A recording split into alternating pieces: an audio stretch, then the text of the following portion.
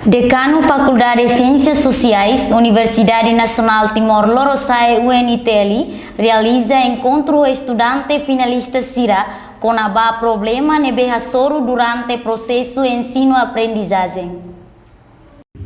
Faculdade de Ciências Sociais hauona anu letivo tinanrihun rua nuluresin rua ho inisiativa halau encontro estudante finalista CIRA segunda-feira semana Iha encontro participa moços estudante finalista tinanrihun rua sanuluresin hat usi Departamento Hito Makanesan, Desenvolvimento Comunitário, Ciência Política, Administração Público, Relações Internacionais, Comunicação Social, Inclusão Social no Política Públicas. Decano Faculdade de Ciências Sociais Camilo Ximenes Sateteng, objetivo esse encontro atuhatene problema sira liu faculdade enfrenta relação ao ensino pesquisa no dedicação da comunidade.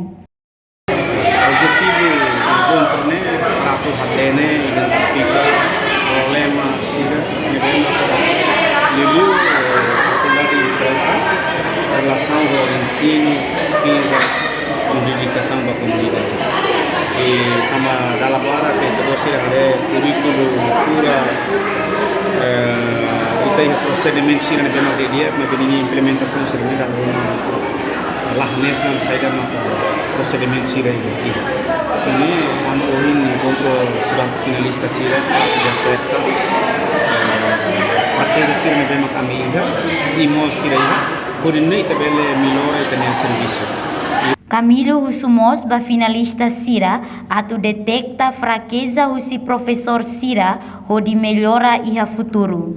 Iha encontro decano mos fo tempo ba estudante CIRA, atu hatoo CIRA desafio Reportagem Cidália Sombai, Celestina Falo, Televisão Timor Post.